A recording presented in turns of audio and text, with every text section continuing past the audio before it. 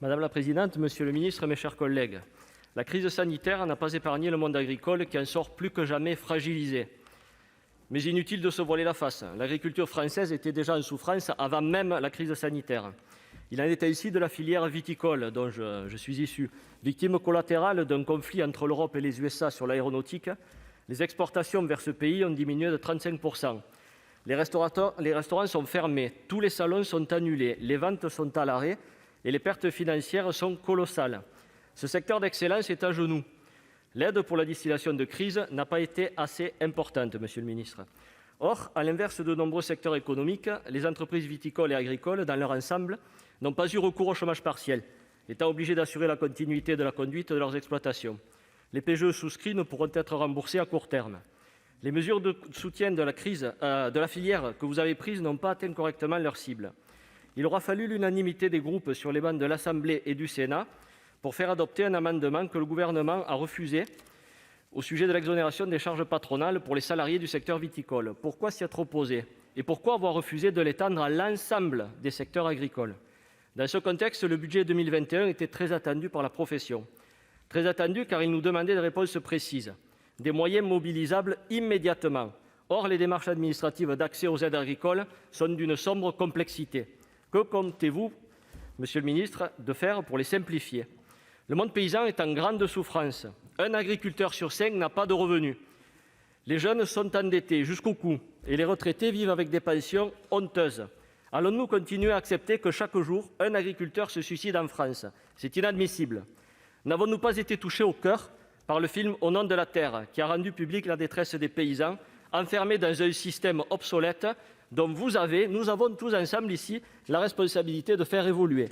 Est-il normal, plutôt que de transmettre leurs exploitations, les agriculteurs incitent leurs enfants à changer de métier, laissant la place à la spéculation foncière, à la financiarisation de l'agriculture? La souveraineté alimentaire de la France est mise à mal aussi. La moitié de ce que nous mangeons est importé. La ferme France doit évoluer structurellement. Autant vous dire, monsieur le ministre, que nous en sommes encore loin. Alors répondre à l'urgence est une priorité dans la période actuelle. De ce point de vue, je veux le souligner, votre investissement est très important pour les filières. Le constat est implacable.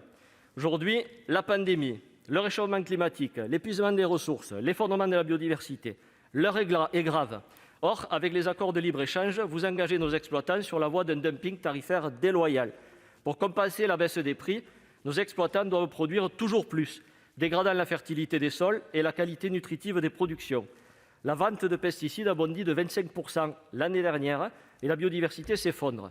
En 10 ans, les 2 tiers des insectes ont déserté les champs, ce qui impacte à la fois la pollinisation et la régulation des parasites nécessaires à la protection des plantes contre les ravageurs et autres maladies. Profitons, monsieur le ministre, de la crise sanitaire aujourd'hui pour initier un nouveau paradigme agricole. Sortons des incantations, faisons des actes. L'agriculture de demain sera celle du vivant, une agriculture résiliente, une agriculture qui doit permettre une plus juste rémunération de nos paysans. La loi Égalim, censée y parvenir, a déçu pour l'instant.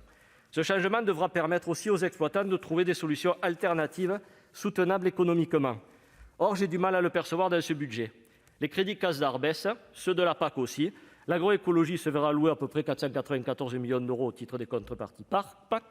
Cela dit, vous allez me dire, les 1,2 milliard prévus dans le plan de relance sont une très bonne nouvelle, monsieur le ministre. Mais je crains que cela soit du one-shot. Pour réussir la transition, il faut du temps.